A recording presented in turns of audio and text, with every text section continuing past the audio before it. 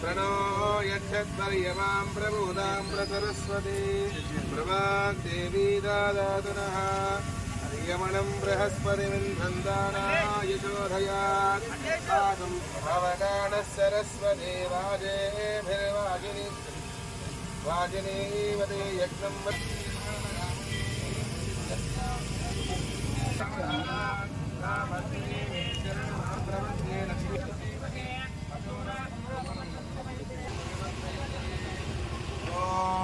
पर्याप्यामनन्धराजाय सर्वस्तोमोधिरात्रमुक्तममनयुच्च विनिगमो भवति शतमिति शतं दीर्घमायुर्वृतयेनावर्धयन्ति शतमेनमेव श्वर्यं भवति शतमिति शतं दीर्घमायुः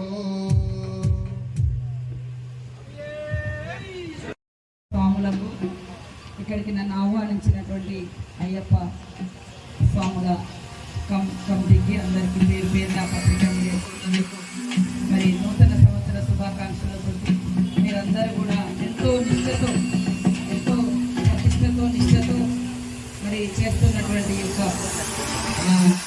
మహాపడి పూజ విజయవంతం కావాలని మనస్ఫూర్తిగా కోరుకుంటూ గత 10-15 రోజుల క్రితం కూడా మరి అయ్యప్పకి వెళ్ళినటువంటి మన శబరికి వెళ్ళినటువంటి భక్తులు కూడా చాలా సమస్యలతో ఇబ్బంది పడుతుంటే అక్కడ గవర్నమెంట్ కూడా నేను మన యొక్క సెల్ ద్వారా ట్విట్టర్ ద్వారా తెలియజేయడం జరిగింది. అది కర్ణాటక రాష్ట్రంలో కూడా అక్కడ ప్రభుత్వం కూడా ప్రజావాణి కింద తీసుకొని కేరళ ప్రభుత్వానికి కూడా భక్తులకు సౌకర్యాలు కానీ అదేవిధంగా నీటి వసతి 15 గంటలు నిలబడి ఇబ్బంది పడుతున్నారు వారందరికీ సౌకర్యాలు కూడా చూడమని విజ్ఞప్తి చేయడం జరిగింది.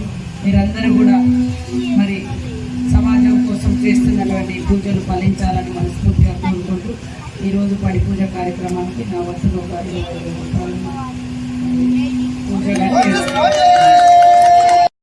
మహిళలు అధికారులు అనధికారులు మీడియా అందరికీ కూడా పేరు పేరున నూతన సంవత్సర శుభాకాంక్షలు తెలియజేస్తాను. ఈ నూతన సంవత్సరం ప్రతి ఒక్కరి జీవితంలో నూతన అధ్యాయంలో ఉంటుంది. మరి వారు కోరుకున్న మంచి వారి కుటుంబాల్లోకి వారి జీవితాల్లోకి వస్తూ సమాజాన్ని అభివృద్ధి పథంలోకి శాంతియుతమైనటువంటి మార్గంలోకి నడిచే విధంగా ప్రతి ఒక్కరికి ఈ యొక్క నూతన సంవత్సరం ఉపయోగపడాలని అందరం సంతోషంగా ఉండాలని రాష్ట్రం అభివృద్ధి చెందడం కోసం కావాల్సినటువంటి మరి ఐక్యత అదేవిధంగా శాంతి మంచి మనసుతో ముందుకెళ్దామని తెలియజేస్తుంది.